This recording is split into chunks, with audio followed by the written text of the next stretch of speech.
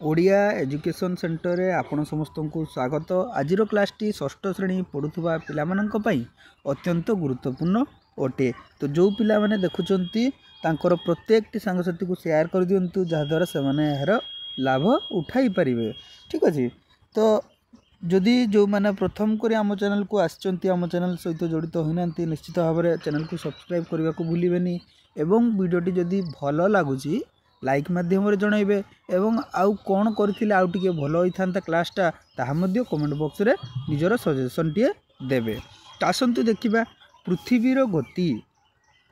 एटा पिला माने तुमरो चतुर्थ अध्याय ना पिला माने तुमे जानिचो जे पंचम अध्याय रु सप्तम अध्याय जो देश महादेश रही भारतर भूमि रूप रही से सबू टॉपिक गुड़िक आम क्लास रे आलोचना कराई। तो निश्चित भाव में प्लेलिस्ट रे जाइकी देखि नेबे। पृथ्वीर गति कहले कौन बुझुच पिला माने देखुच पृथ्वीटा घुरुची तुम्हें तुमर स्कूल रे ग्लोबटा को घुरेच ना नहीं पिला माने गिरगिर गिरगिर हाथ में थापड़े थापड़े घुरेच जिते घुराऊच कौन देखुच पिला माने नील हो जाए तेणु ताको नील ग्रह भी कह जाए।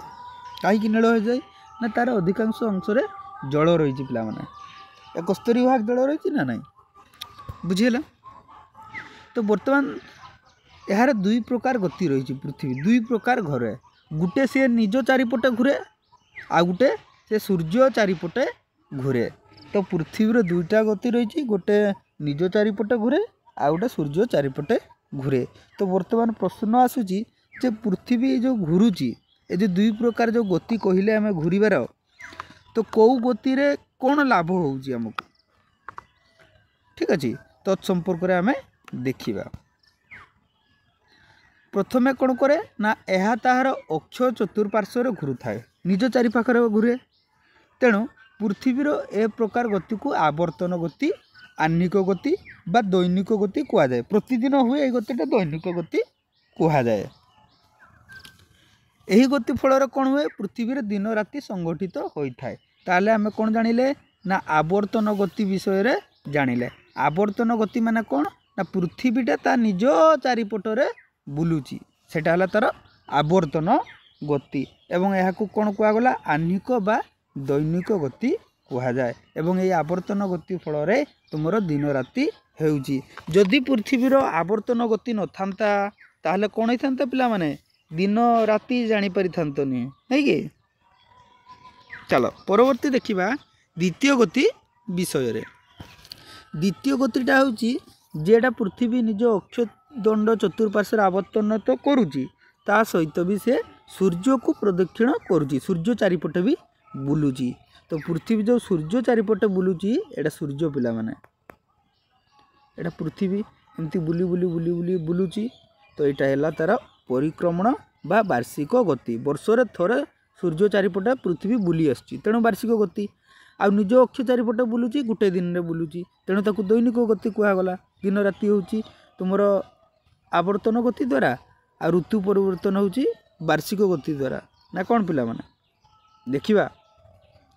यही गति फल पृथ्वीर एक वर्ष संगठित होता है। थोड़े सूर्य चारिपटे घूरी आसिले गोटे वर्ष हुए।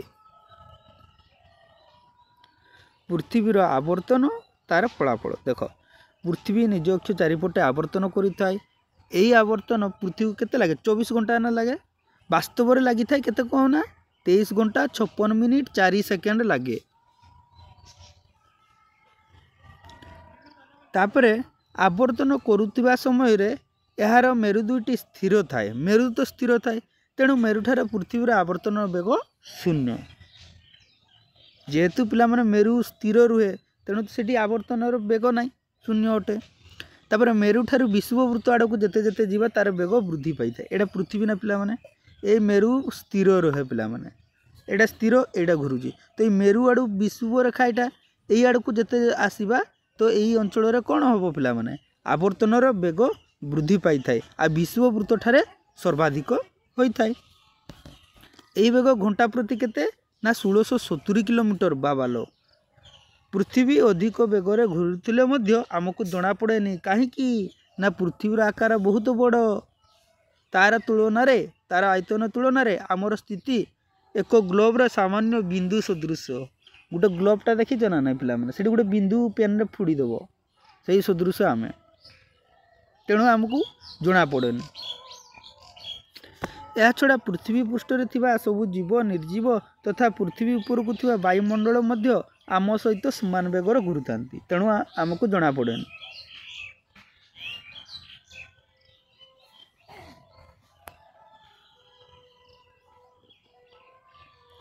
पृथ्वी पृष्ठ में दिन राति क्रमान्वये संगठित होता दिन पर राति राति पर दिन प्रथम प्रत्येक स्थान कौन हुए सूर्योदय हुए फिर पूर्वाह्न हुए अपराह्न हुए सूर्यास्त हुए और रात्रि होता है। ये जानिच पिला माने किसी कहबार ना।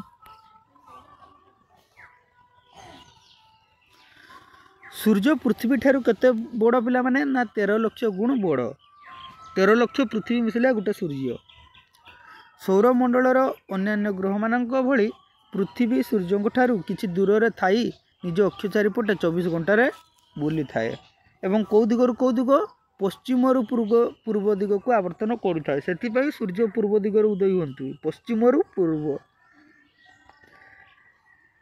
आम जो पढ़ुले सी जो कहगला जे पृथ्वी पश्चिमरु पूर्व को आवर्तन करें मानलानी ना पूर्व पटे तो सूर्य बाहरी पूर्वर हो बोधे पूर्वर सूर्य उदय हो पश्चिम अस्त होती माने ना से उल्टिया पश्चिमरु पूर्व को आवर्तन करें। पृथ्वीर यही आवर्तन फल कौन हुए ना जेकोसी समय तार पृष्ठभाग अर्धक अंश आलोक अर्धक अंश अंधार थाए जोटा छवि देखे पिला माने ये सी लाइटा पड़ी ना तो अर्धा अंश कौन है आलुओ एपटा राति गला अंधार होगा फिर जो पृथ्वी घूरी घूरी ए पाटर ए पखटा ए पाक पलैब ये दिन हो राति हो तो चली आ।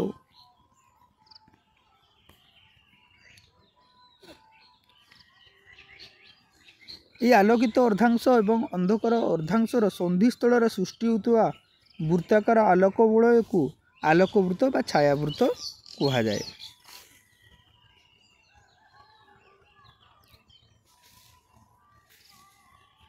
यही आवर्तन समय कौन हुए ना पृथ्वीर प्रत्येक द्राघिमा एवं ता उपरिस्थ प्रत्येक स्थान प्रतिदिन 2 थर पाई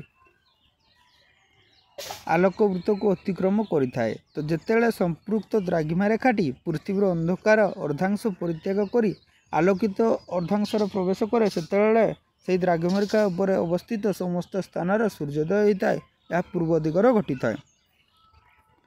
तार संपृक्त द्राघिमाटी आवर्तन क्रम पूर्व दिग को अधिकरू अधिक अग्रगति करने हेतु से द्राघिमा उपरिस्थ सब स्थान दिन क्रमश बढ़ी बढ़ी चले। देख एटा है पिला माने सूर्य एटा पूर्व दिग है तुम पश्चिम पूर्व को घुरुची पृथ्वी एमती एमती एमती एमती जो घुरुची धीरे धीरे जो आसूची साढ़े कौन सूर्योदय हो जाऊँगी ना पछपटा तुम कौन अच्छी अंधकार अच्छी राति अच्छी ठीक अच्छे से जिनसा सी कहूँ।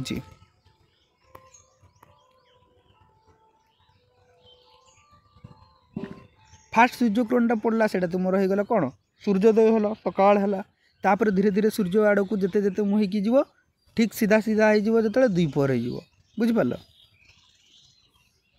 यहाँ है पृथ्वी यहाँ है सूर्य ठीक अच्छे। तो यही केमती बुझेबी चित्र मध्यम देख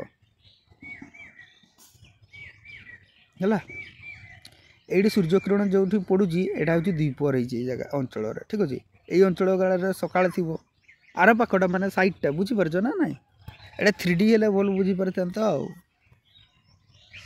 ठीक अच्छे। आवर्तन द्वारा दिन राति हो जागल तापर परिक्रमण कौन ना पृथ्वी निज अक्ष चारिपटे आवर्तन करने सहित सूर्य चारिपाखर चतुर्पार्श्वर प्रदक्षिण करें तो ताकू पृथ्वीर परिक्रमण गति कह जाए। से ही उपवृत्ताकार कक्षपथरे नाभि केन्द्र सूर्य अवस्थान करें चित्र दर्शा पृथ्वी कक्षपथटी को लक्ष्य किया कक्षपथरे सूर्य को संपूर्ण भाव थर प्रदक्षिण कर लगे 365 दिन 1/4 दिन बा 1 वर्ष समय लगी थाए। तो वर्षर समय हिसाब करने बेले हिसाब सुविधापी आम 1/4 दिन बा प्राय 6 घंटा समय हिसाब नहीं न था 365 दिन वर्ष को आउ किंतु ये जो 1/4 6 घंटाटा ताकू नहीं न था। तो सूर्य चारिपटे बुलवा को केते लगे राउंड 365 धरा जाए किंतु सेटा वास्तव रोचे 365 दिन आउ 6 घंटा लगी थाए। ये जो बड़का 6 घंटाटा आम हिसाब से धरे नी ना पिला माने ये 6 घंटाटा कौन हुए रही रही रही रही 4 वर्ष 24 होगा 24 घंटा हो जाए। तो जो 24 घंटा हो जाऊँगी आ 365 दिन हम कि नाई ना 366 दिन तो सेटा 4 वर्ष थे अधिवर्ष आसे जोटा कि तुम फेब्रुआरी मास 29 दिनियाटा थाए। ताले जापर लीप ईयर बा अधिवर्ष कौन ना 4 वर्ष तुम ये 6 घंटाटा थाए पिला माने जमी जमी 4 वर्ष गोटे दिन हो जाए 6 तो ताकू गोटे दिन हिसाब से नि जाए एवं सेटा फेब्रुआरी मास 29 आसे ताको अधिवर्ष बोली कह जाए। ताले गोटे मसीहाटा 2016 यहीटा अधिवर्ष ना नाई केमिति जानिबा ना जो मसीहाटा 4 द्वारा संपूर्ण विभाज्य से वर्षटी हूँ अधिवर्ष हरण कर दियो डिवाइडेड बाय 4 जदि यहाँ पिला माने कटिजो ताले सेटा अधिवर्ष जदि कटलानी हेनी आउ कमेंट बॉक्स रे जना पिला माने 2016 तुम काटिकी जनाओ जो अधिवर्ष ना नाई ठीक अच्छे।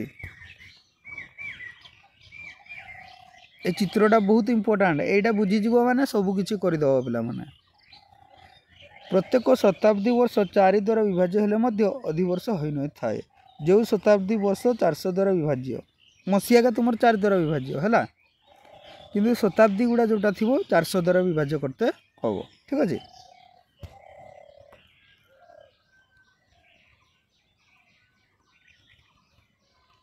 एटा पिला माने सूर्य ठीक अच्छे।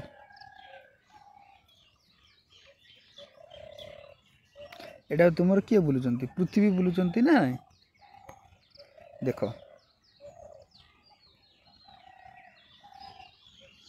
पृथ्वी किपर निजर अक्षदंडर पश्चिम पूर्व आड़ को घूरी चली लक्ष्य कल पृथ्वी सूर्य चतुर्पार्श्व परिक्रमा करुवा समय तार अक्षदंड कक्षतल सहित समकोण में न रही 23.5 डिग्री ढलिकी थाए पिला माने देखुच पिला माने यहाँ तुम पृथ्वीटा एमती होता सीधा किंतु ना सी एमती ढलिकी रही 66.5 डिग्री सॉरी 23.5 डिग्री केते 23.5 डिग्री ढलिकी रही ना पिला माने जहाँ द्वारा कौन हो किसी हो देखो ना रे परिक्रमण करुवा समय पृथ्वीर अक्ष तार कक्षतल सहित लंब भाव में न था 66.5 डिग्री आनीत होती है 90 डिग्री एटा देखो 66.5 डिग्री केमती ढलिकी रही है आ निज कक्षतल सहित 23.5 डिग्री ढलिकी सी रही एटा सहित ये मझीटा सहित बुझीला। तो गोटे वर्ष भितर देखो यार उत्तर मेरु सदा सर्वदा उत्तर दिगस्थ ध्रुव नक्षत्र आड़ को थाए उत्तर दिगटा गोटे वर्ष मध्य 6टा ऋतु हुए ग्रीष्म वर्षा शरत हेमंत शीत बसंत मात्र पृथ्वीर परिक्रमण हेतु 4टी ऋतु होता है जेटा कि ग्रीष्म शरत शीत बसंत। उत्तर गोलार्धर ग्रीष्म ऋतु अनुभूत होता बेले दक्षिण गोलार्धर शीत ऋतु हुए उत्तर गोलार्धर बसंत ऋतु है दक्षिण गोलार्धर शरत ऋतु हुए उल्टा आओ एठी ग्रीष्म है तटी शीत जो जगार खरा पड़ला ग्रीष्म है जो पड़लानी शीत है बुझिपार।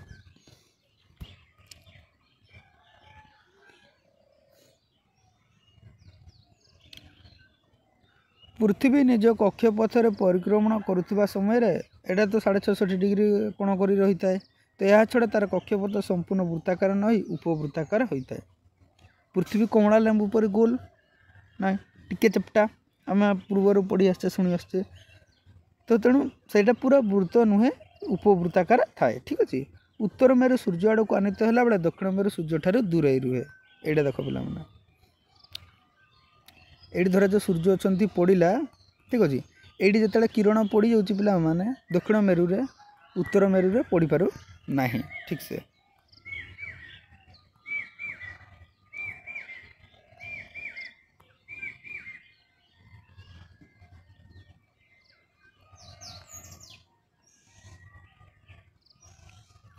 डिसेम्बर 22 तारिख कौन है ना पृथ्वीर अवस्थिति को आम जब लक्ष्य करवा से तुम पृथ्वीर दक्षिण गोलार्ध सूर्य आड़ को ढोल रही था डिसेम्बर 22 रे तुम दक्षिण गोलार्धटा यहीटा सूर्य आड़ को ढोलिकी थाए